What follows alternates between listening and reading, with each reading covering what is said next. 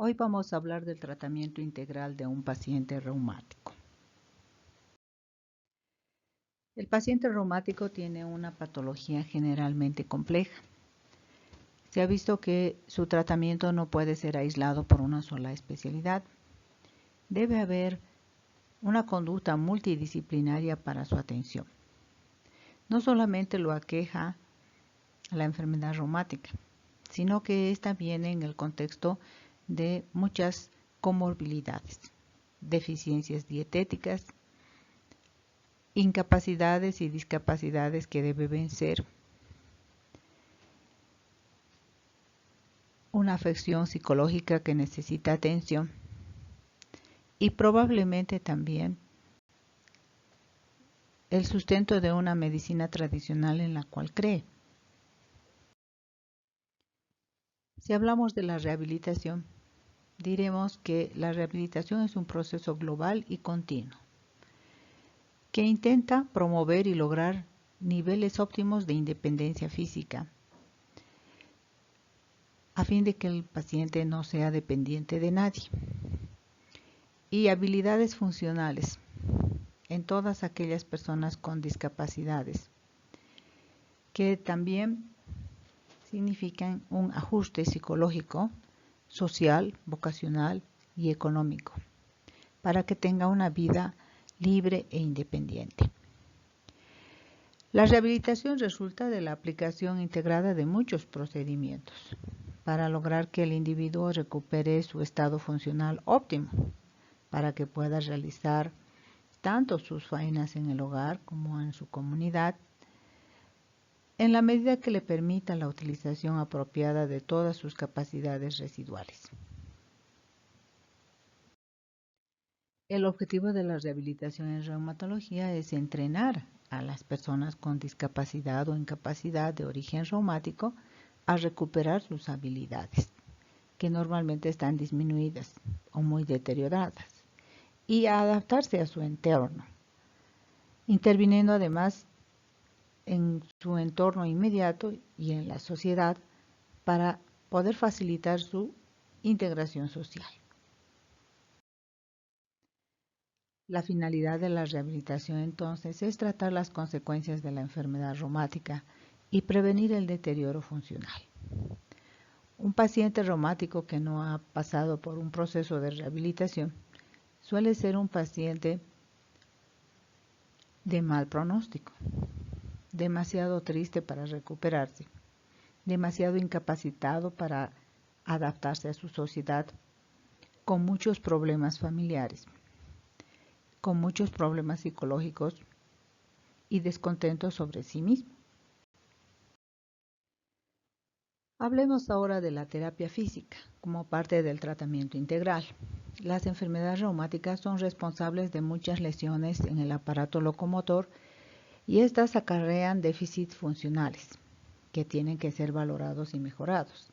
El especialista en medicina física y rehabilitación centra su actuación primero en el diagnóstico del estado del paciente, su evaluación de sus capacidades, discapacidades e incapacidades, la prevención de problemas mayores y el tratamiento de la discapacidad.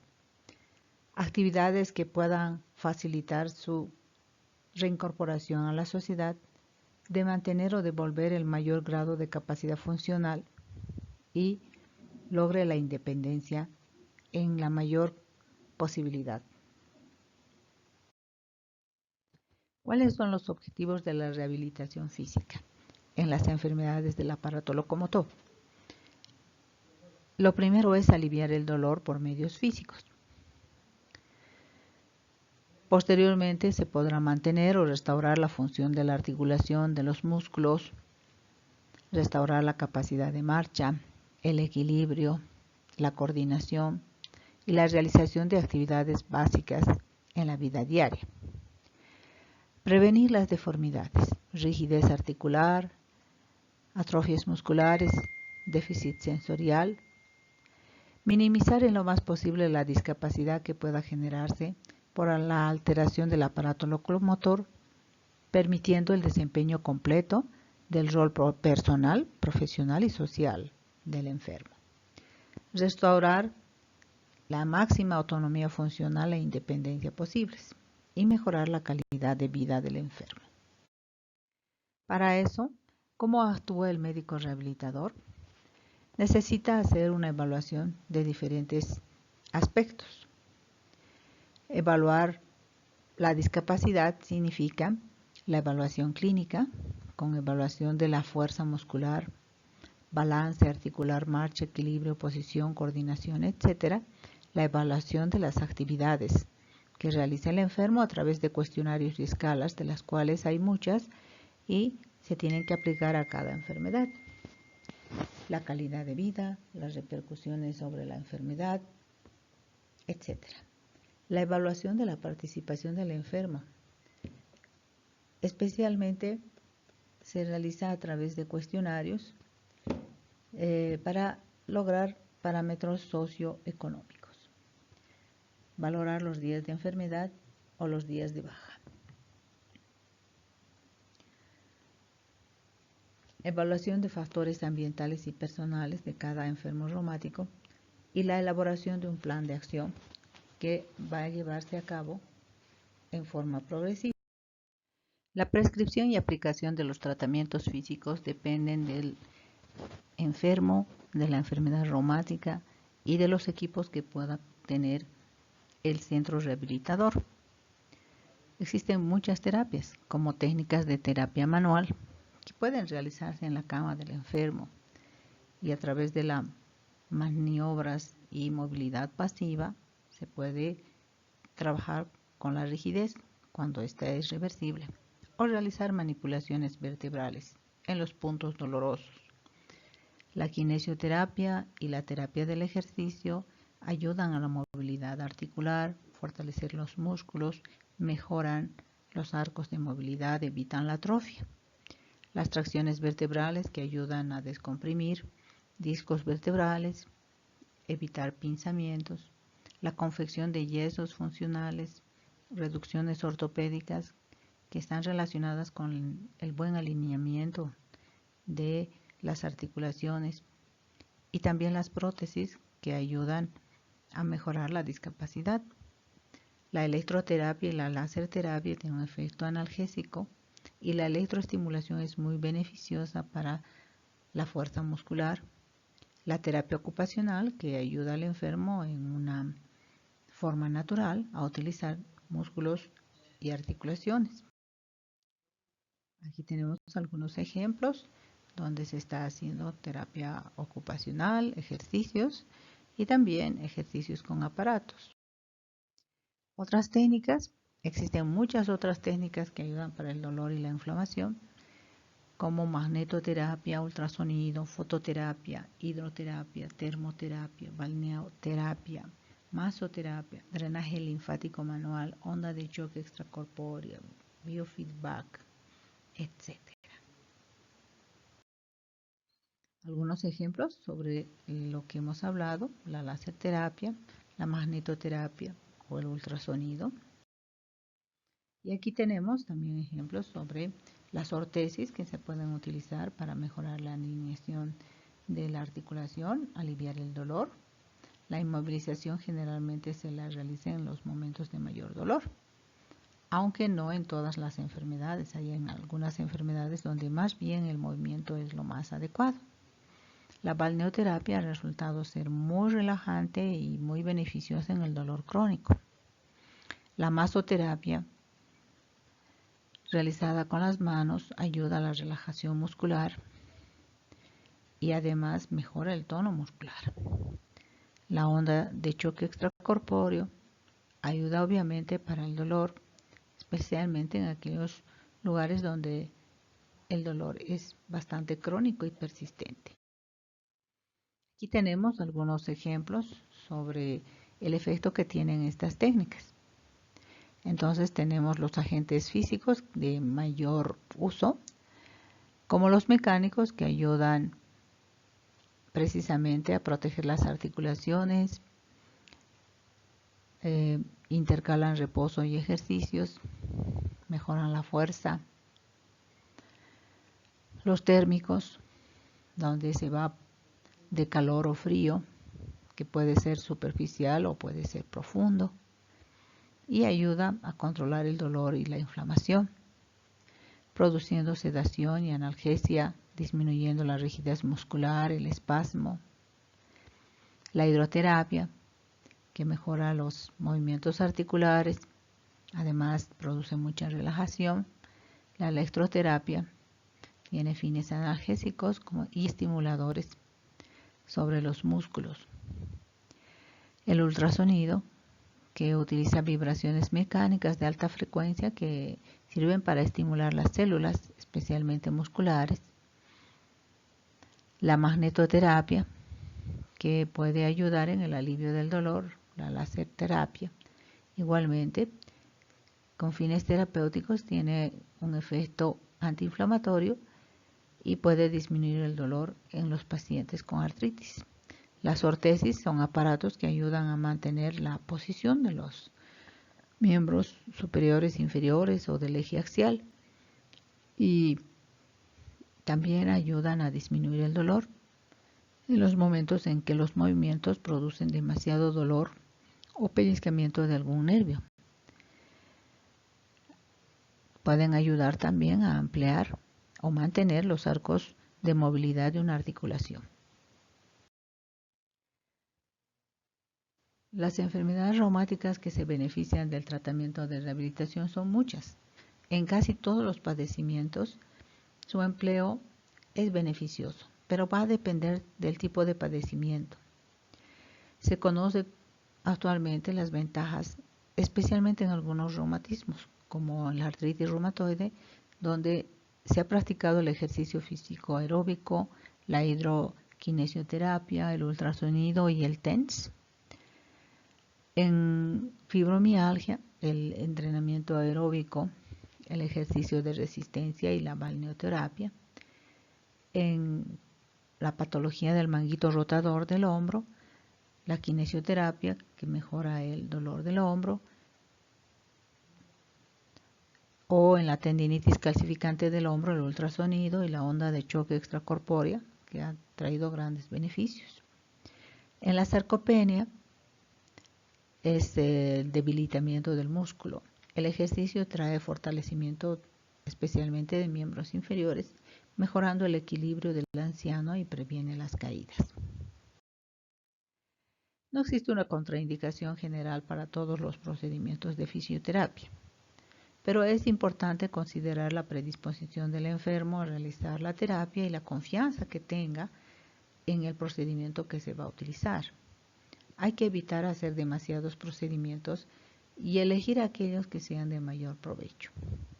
Y hay que tener en cuenta las condiciones del paciente.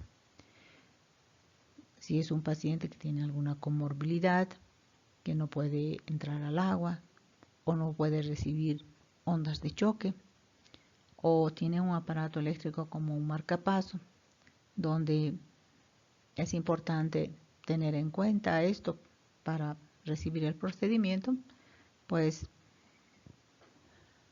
se debe tener todos estos cuidados para cada una de las técnicas. Hablemos ahora de la educación del paciente reumático. El bajo nivel educativo del paciente reumático está asociado a múltiples desenlaces no deseados. En general, estos pacientes tienen mucha más incidencia de enfermedades reumáticas y las enfermedades suelen ser más severas. Y esto está en relación a la adopción de estilos de vida que no son adecuados para la salud. Este menor nivel educativo, además, es muy común encontrar cuando el ausentismo es mayor, cuando el paciente se hace muy pocas veces presente en el consultorio, cuando hay mayor discapacidad, cuando le resulta muy difícil la reubicación laboral o cuando hay una mayor renuncia al trabajo. También está relacionado con un peor pronóstico de la enfermedad o con un inicio más pronto, más temprano de la enfermedad.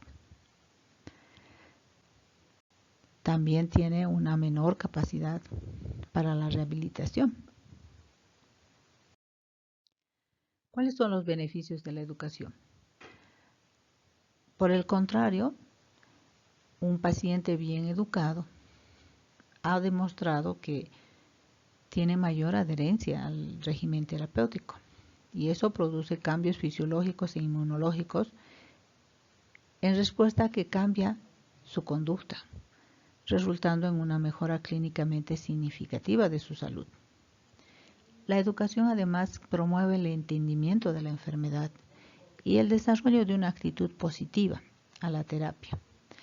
El desarrollo de habilidades necesarias para poder cumplir la terapia y tener la suficiente fortaleza con la experiencia de la enfermedad.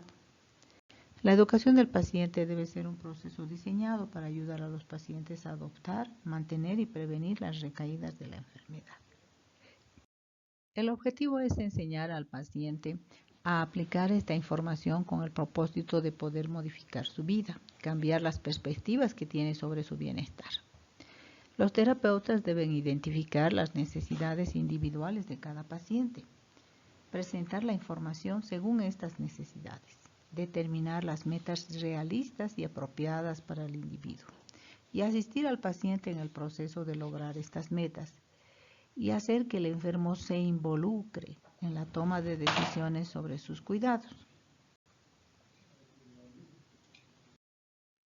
Los objetivos de la educación son que el enfermo entienda su enfermedad y su tratamiento, poder controlar o mejorar el dolor y otros síntomas que presenta, realzar el bienestar psicosocial, disminuir la ansiedad, la depresión, mejorando la moral y la motivación que el enfermo tiene con respecto a su enfermedad, prevenir o minimizar la discapacidad, disminuir el uso inapropiado de los servicios de salud acudiendo a cada instante angustiado por su enfermedad, incrementar las oportunidades para vivir de manera independiente y mejorar el estado funcional de salud, poder hacer sus actividades laborales y sociales normalmente, mejorar las habilidades del enfermo para comunicarse con el médico respecto a sus síntomas y sus preferencias del tratamiento. Debe desarrollarse un ambiente de confiabilidad.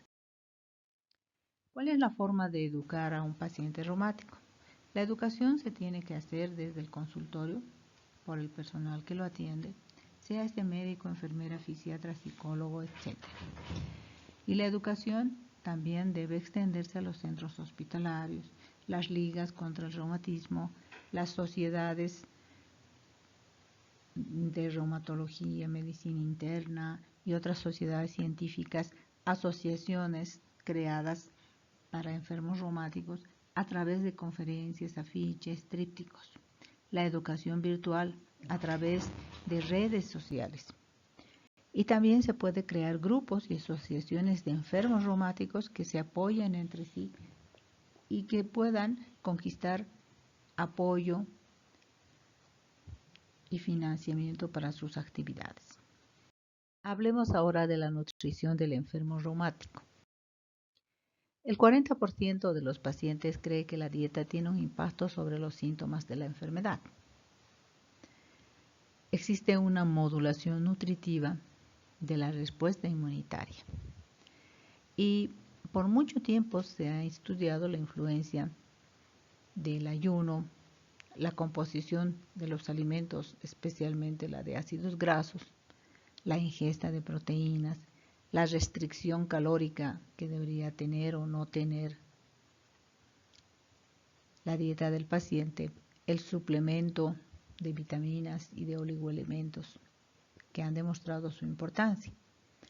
Casi todos estos factores han mostrado a nivel experimental esta influencia moduladora de la inmunidad, pero no han sido determinantes en la activación o reactivación de un reumatismo.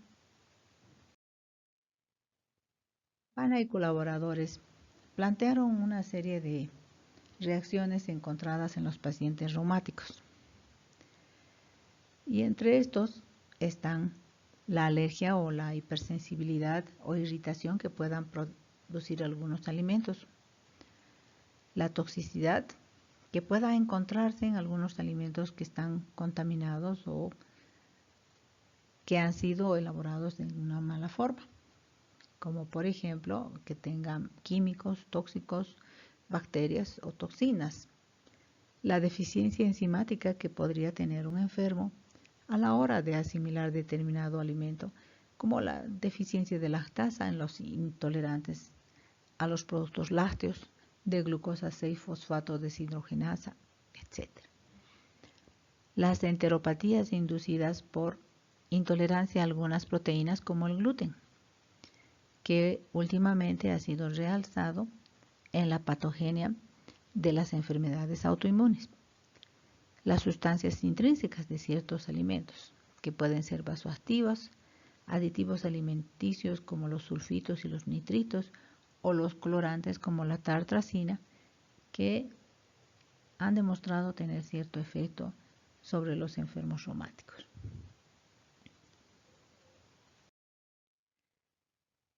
Por otro lado, hay que manifestar que los pacientes reumáticos suelen tener deficiencias nutricionales. Y es común que se encuentren niveles bajos de vitamina A y E, de vitamina C, especialmente de vitamina D. También se han encontrado deficiencias de algunos minerales como calcio, magnesio, zinc y selenio. Otras deficiencias que suelen encontrarse en estos pacientes son las deficiencias de aminoácidos esenciales o de ácidos grasos saludables, especialmente el omega 3. ¿Qué es lo que hay que valorar en un paciente reumático? Antes de determinar las necesidades de una dieta o de un régimen nutricional paciente reumático, hay que valorar el tipo de reumatismo, los hábitos alimenticios que pueda tener el enfermo, el estado nutricional, porque hay una tendencia a la mala nutrición, el control del índice de masa corporal o la falta de apetito, observar si hay pérdidas de peso y si es adecuado, la ingesta de líquidos que pueda tener el enfermo, el aspecto de su piel y mucosas, ver el color, la temperatura y la turgencia, a ver si es que está bien hidratado, las posibles alteraciones y molestias gastrointestinales que le producen los alimentos. Recomendaciones dietéticas. No existe una dieta estándar para todos los enfermos reumáticos. La dieta debe adecuarse al tipo de enfermedad reumática. La pauta debe evitar demasiadas calorías y demasiada ingesta de carbohidratos en un paciente sedentario, como también cuidar que su ingesta no sea deficitaria. Los alimentos ricos en omega 3 han sido aconsejados, así como ricos en minerales y vitaminas. Los alimentos deben contener proteínas y grasas de calidad, vigilando la nutrición a base de aminoácidos y ácidos grasos esenciales. Evitar alimentos a los que el paciente sea sensible o intolerante, aunque sea psicológicamente. Que tu medicina sea tu alimento y el alimento tu medicina. Es un dicho que Hipócrates puso en su época para demostrar que la alimentación es muy importante en el tratamiento de las enfermedades. De hecho, últimamente este dicho ha vuelto a ser actual, puesto que cada vez más se valora el tratamiento nutricional en los pacientes reumáticos y en todas las enfermedades. En conclusión, diremos que el tratamiento integral de la enfermedad reumática ha traído beneficio al paciente que la padece. La educación es una parte del tratamiento integral de los pacientes con enfermedades musculoesqueléticas y se debe hacer extensiva a la familia y al entorno, tanto laboral como social o donde él se desenvuelva, puede ser la escuela. La valoración personalizada del enfermo nos lleva a la consideración de una terapia rehabilitadora, un régimen nutricional y la educación que cada paciente necesita, además del apoyo psicológico y la terapia medicamentosa que se le administra dirigida a su enfermedad o a sus comorbilidades. Gracias por su atención.